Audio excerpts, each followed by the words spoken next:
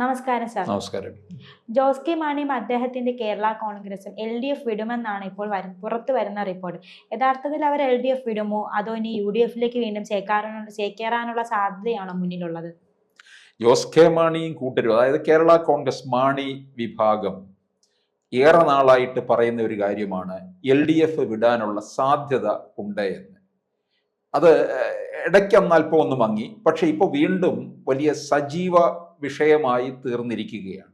കാരണം കേരളത്തിൽ 2026 നിയമസഭാ തെരഞ്ഞെടുപ്പ് നടക്കാൻ ഇനി ഒരു വർഷവും പിന്നൊരു 3-4 മാസം കൂടി മാത്രമേ ഉള്ളൂ. അപ്പോൾ ഇതിനുള്ള മുന്നൊരുക്കങ്ങൾ എല്ലാ മുന്നണികളും നടത്തിക്കൊണ്ടിരിക്കുകയാണ്.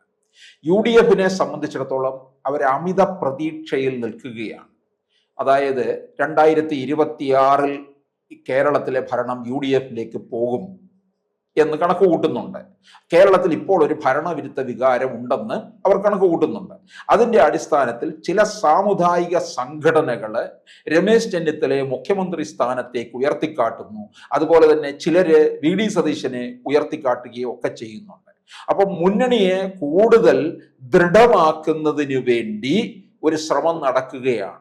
അതിന്റെ ഭാഗമായിട്ട് UDF-ൽ നിന്ന് പോയ ജോസ് കെ മാണി വിഭാഗത്തെ തിരികെ UDF-ലേക്ക് കൊണ്ടുവരാനുള്ള ഒരു ശ്രമമാണ് നടത്തുന്നത്. കഴിഞ്ഞ 2021 നിയമസഭാ തെരഞ്ഞെടുപ്പ് സമയത്താണ് ജോസ് കെ മാണി വിഭാഗം LDF-ലേക്ക് പോയത്. അവരെ സംബന്ധിച്ചിടത്തോളം അവർക്കുള്ളത് ഇപ്പോൾ ഒരു മന്ത്രിസ്ഥാനമുണ്ട്, ഒരു ചീഫ് വിപ്പ് സ്ഥാനവുമാണ് ഉള്ളത്. അങ്ങനെ LDF-ലേക്ക് പോയി കഴിഞ്ഞ മാണി വിഭാഗത്തിന് അവർ അതൃപ്തരാണ്. അന്ന് വലിയ വിവാദം ഉണ്ടായതാണ് ഈ മാണി വിഭാഗം LDF-ലേക്ക് പോയത്. കാരണം KM മാണിക്കെതിരെ വളരെ അതിശക്തമായിട്ട് നിന്നത്, അല്ലെ, കോഴമാണി എന്നൊക്കെ പറഞ്ഞുണ്ടായ വലിയ ആരോപണമൊക്കെ ഉണ്ടല്ലോ, ബാർ കോഴ, അതിലൊക്കെ തന്നെ LDF വളരെയധികം മുതലെടുത്തതാണ്. അവരിലേക്കാണോ ജോസ് കെ മാണിയും കൂട്ടരും പോയത് എന്ന് പരക്കെ ആക്ഷേപം ഉണ്ടായി. പക്ഷേ ഈ ജോസ് കെ മാണി അങ്ങോട്ട് ചെന്നപ്പോൾ ഈ ക്രൈസ്തവ വിഭാഗത്തിന്റെ വോട്ട് കൂടുതൽ സമാഹരിക്കുകയായിരുന്നു CPM-ന്റെ ലക്ഷ്യം. അതുകൊണ്ട് ചിലയിടങ്ങളിലൊക്കെ കൂടുതൽ സീറ്റ് അവർക്ക് LDF-ന് നേടാനായിട്ട് സാധിക്കുകയും ചെയ്തു. പക്ഷേ പിന്നീട് അങ്ങോട്ട് ഇപ്പൊ ജോസ് കെ മാണി പാലയെ തോറ്റു, അത് വലിയ ക്ഷീണമുണ്ടാക്കി. KM മാണി 10-50 വർഷത്തോളം കാത്തു സൂക്ഷിച്ചു വന്ന മണ്ഡലം മകനിലെത്തിയപ്പോൾ കിട്ടാതെ പോയി എന്നുള്ളതാണ്. അതും LDF-ന്റെ പിന്തുണയോടുകൂടി മത്സരിച്ചപ്പോൾ അതിൽ വലിയ ക്ഷീണമുണ്ടായി. പിന്നീട് 2024 പിന്നീടുണ്ടായ ലോക്സഭാ തെരഞ്ഞെടുപ്പില് ഒക്കെ തന്നെ പരാജയം ഉണ്ടായി. ആ പരാജയത്തിന്റെ ആ ക്ഷീണം തീർക്കുന്നതിന് വേണ്ടിയാണ് ജോസ് കെ മാണിക്ക് രാജ്യസഭാ സീറ്റ് കൊടുത്ത് തൃപ്തിപ്പെടുത്തിയത്. ഇല്ലെന്നുണ്ടെങ്കിൽ അന്ന് തിരികെ ഇറങ്ങാനായിട്ട് തീർച്ചപ്പെടുത്തിയിരുന്നതാണ്. പക്ഷെ ഇപ്പോഴ് കണക്ക് കൂട്ടുന്നത് 26 ജോസ് കെ മാണിയുടെ സ്വഭാവവും ഈ മുസ്ലിം ലീഗിനെ പോലെയാണ്. അധികാരമില്ലെന്നുണ്ടെങ്കിൽ പിന്നെ നിൽക്കാൻ പറ്റത്തില്ല.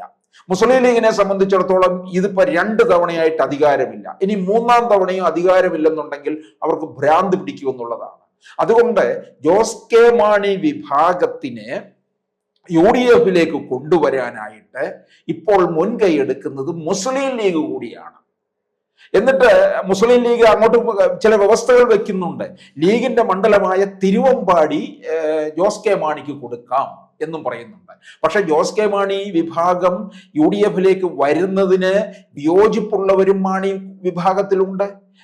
മന്ത്രിയായ റോഷി അഗസ്റ്റിൻ, അതുപോലെ തന്നെ ചീഫ് വിപ്പ്, കൂടാതെ പ്രമോദ് നാരായണൻ റാന്നി MLA ആണ്. ഇവർക്ക് ഇതിനോട് വിയോജിപ്പാണുള്ളത്. പക്ഷെ വിയോജിപ്പാണെങ്കിലും കേരള കോൺഗ്രസിനെ സംബന്ധിച്ചിടത്തോളം അങ്ങനെയാണല്ലോ, ഒരു വിഭാഗം ഒരിടത്ത് നിൽക്കും, പിന്നെ അതിന്റെ പേരിൽ കേരള കോൺഗ്രസ് പിരിയാനുള്ള സാധ്യതയുമുണ്ട്. അങ്ങനെ പിളർന്നു പോകുന്ന ഒരു പാർട്ടിയാണല്ലോ കേരള കോൺഗ്രസ്. അപ്പോൾ തീർച്ചയായിട്ടും ഇത്തരത്തിലുള്ള ലീഗ് കുറച്ച് സ്വാധീനം നടത്തുന്നുണ്ട്. ഈ ചില കാര്യങ്ങളില് ജോസ് കെ മാണി വിഭാഗത്തെ ഒന്ന് ഒത്തുതീർപ്പിലെത്തിച്ച് മറുപക്ഷത്തേക്ക് കൊണ്ടുവരാൻ. കാരണം ജോസ് കെ മാണി വിഭാഗം UDF-ൽ നിന്ന് ഇറങ്ങിപ്പോയത് വളരെ അതൃപ്തനായിട്ടാണ്. വേണ്ടത്ര പരിഗണന കിട്ടിയില്ല എന്ന് പറഞ്ഞിറങ്ങിപ്പോയതാണ്. ആരും പിന്നാലെ പിടിച്ചു നിർത്തിയില്ല, പോയി. അതുകൊണ്ട് തിരിച്ചു വിളിക്കാനും UDF-ലുള്ളവര് കോൺഗ്രസ്സുകാരും മടിക്കുന്നുണ്ട്. അതുകൊണ്ട് എന്ത് ചെയ്തു, ഇതെല്ലാം ഈ റോളല്ല ഏറ്റെടുത്തിരിക്കുന്ന ലീഗാണ്. അതുകൊണ്ട് ലീഗിന്റെ പോലും സീറ്റ് അങ്ങോട്ട് കൊടുക്കാൻ തയ്യാറാകുകയാണ്. കാര്യം എന്താണ്? ലീഗിനെ സംബന്ധിച്ചിടത്തോളം എങ്ങനെയും അധികാരത്തിൽ വരണം 26-ൽ. അപ്പോൾ ജോസ് കെ മാണിയെ ഇപ്പുറത്ത് കൊണ്ടുവരിക. കാരണം 26-ൽ അധികാരമില്ലെന്ന് കിട്ടിയില്ലെന്നുണ്ടെങ്കിൽ പിന്നെ മുസ്ലിം ലീഗിനെ സംബന്ധിച്ചിടത്തോളം അവർ വല്ലാത്ത പിന്നെ അസ്വസ്ഥരാകും എന്നുള്ളത് ഉറപ്പായിട്ടുള്ള കാര്യമാണ്. അതുകൊണ്ടാണ് ലീഗ് തന്നെ കാര്യങ്ങൾ മുമ്പോട്ട് കൊണ്ടുപോകുന്നത്. ഇപ്പോൾ പലപ്പോഴും UDF-ലെ പ്രത്യേകിച്ച് കോൺഗ്രസിലെ കാര്യങ്ങൾ പോലും തീർച്ചപ്പെടുത്തുന്നത് മുസ്ലിം ലീഗാണ്. മുസ്ലിം ലീഗിന് അത്രത്തോളം ആധിപത്യം ഉണ്ടെന്നുള്ളതാണ്. ആ മുസ്ലിം ലീഗ് അത്രത്തോളം ആധിപത്യം സ്ഥാപിക്കുന്നത് തന്നെ UDF-ന് ദോഷമാണ്. കാരണം ക്രൈസ്തവ വിഭാഗം അതത്ര ഇഷ്ടപ്പെടുന്നില്ല. മുസ്ലിം ലീഗ് അത്രത്തോളം മേൽക്കൈ കാണിക്കുന്നത് എവിടെയെല്ലാം. കാരണം കോൺഗ്രസിലേക്ക് ആരെങ്കിലും ചെന്നാൽ പോലും, വേറൊരു പാർട്ടിയിൽ നിന്ന് ചെന്നാൽ പോലും ഇന്ദിരാഭവനിൽ എത്തുന്നതിന് മുമ്പായിട്ട് പോകുന്ന എങ്ങോട്ടാണ്? പാണക്കാടേക്ക് പോകും. അപ്പോൾ ലീഗിനെ വണങ്ങുകയാണ് അവരുടെ പ്രധാന കാര്യം. ഇപ്പൊ സന്ദീപ് വാര്യർ തന്നെ BJP വിട്ട് കോൺഗ്രസ് ചേർന്ന് കഴിഞ്ഞു. അടുത്ത ദിവസം ഓടിയിരിക്കുന്നു പാണക്കാടേക്ക്. പാണക്കാട് തങ്ങളെ പോയി വണങ്ങുക, ഇതാണ് ചെയ്യുന്നത്. അപ്പൊ ലീഗിന് എത്രത്തോളം UDF-ൽ ആധിപത്യം ഉണ്ടെന്നുള്ളത് ആലോചിക്കണം. ഇത് പിന്നെ NSS-നായാലും ക്രൈസ്തവ സമൂഹത്തിനായാലും അതത്ര പൊരുത്തപ്പെട്ടു പോകാൻ കഴിയുന്നില്ല എന്നുള്ളതാണ്.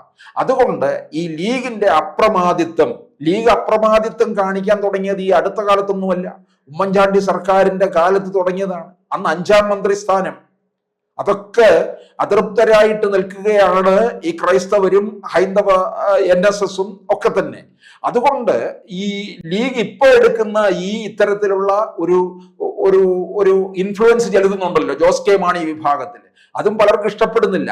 പക്ഷേ ലീഗ് സ്വയം അങ്ങ് ഏറ്റെടുത്തിരിക്കുകയാണ്. എങ്ങനെയെങ്കിലും ജോസ് കെ മാണിയെ ഇപ്പുറത്ത് കൊണ്ടുവരണം. കാരണം ഭരണം പിടിക്കണം. ക്രൈസ്തവ വിഭാഗത്തിലുള്ളവരുടെ വോട്ട് കൂടുതൽ ശേഖരിക്കണം. അത് നോക്കിക്കൊണ്ടാണ് ഈ മുസ്ലിം ലീഗ് ഇത്തരത്തിലുള്ള ഒരു നീക്കം നടത്തുന്നത്. അത് വിജയിക്കാനുള്ള സാധ്യതയാണ് കാണുന്നത്. ഇപ്പോൾ രാജ്യസഭ MP ആണ് ജോസ് കെ മാണി. ഇപ്പുറത്തേക്ക് വരികയാണെന്നുണ്ടെങ്കിൽ LDF-ൽ നിന്ന് കിട്ടിയ രാജ്യസഭാ സീറ്റ് അവിടെ ഉപേക്ഷിച്ചിട്ട് പോരുകയും ചെയ്യും. അതുപോലെ തന്നെ UDF-ൽ നിന്ന് അങ്ങോട്ട് പോകുമ്പോൾ രാജ്യസഭ MP ആയിരുന്നു, അത് അവിടെ നിന്ന് കിട്ടിയതാണ്. അത് അവിടെ ഉപേക്ഷിച്ചിട്ടാണ് LDF-ലേക്ക് പോയത്. പിന്നെ എന്തായാലും ഒരുപക്ഷെ 26 വരെ ചിലപ്പോൾ കാത്തിരിക്കാതെ പഞ്ചായത്ത് തെരഞ്ഞെടുപ്പിലേക്ക് മാറിയാലും അതും നമ്മൾ അതിശയിക്കേണ്ട കാര്യമില്ല. പക്ഷേ അതിനേക്കാൾ കൂടുതൽ ഏറ്റവും കൂടുതൽ സാധ്യത നിയമസഭാ തെരഞ്ഞെടുപ്പിന് മുമ്പാണ് കാണുന്നത്. അതുവരെ LDF-നോടൊപ്പം നിന്ന് അധികാരത്തിൽ അങ്ങനെ നിന്ന് പോകും. നിയമസഭാ തെരഞ്ഞെടുപ്പ് വരുമ്പോൾ കാര്യങ്ങൾ മറിയുകയും ചെയ്യും എന്നുള്ളതാണ്. അത് അങ്ങനെയുള്ള ഒരു മാറ്റം ഉണ്ടാകുമ്പോൾ ഈ ജോസ് കെ മാണിയെ സംബന്ധിച്ചിടത്തോളം പല കാര്യങ്ങളിലും ബാർഗെയിൻ ചെയ്യും. ഇന്ന വകുപ്പുകൾ വേണമെന്നും പറഞ്ഞ് ബാർഗെയിൻ ചെയ്യും എന്നുള്ളതാണ്. എന്തായാലും ഇതിന്റെ അണിയറ പ്രവർത്തനങ്ങളൊക്കെ ഇങ്ങനെ നടന്നുകൊണ്ടിരിക്കുക. ഈ ബാർഗെയിനിങ്ങും പിന്നെ ലീഗിന്റെ ഇടപെടലും ഒക്കെ ഇങ്ങനെ നടന്നുകൊണ്ടിരിക്കുകയാണ്. അപ്പോൾ ജോസ് കെ മാണി മറുകണ്ഠം ചാടും എന്നുള്ളത് ഏതാണ്ട് ഉറപ്പായി കഴിഞ്ഞിരിക്കുകയാണ്.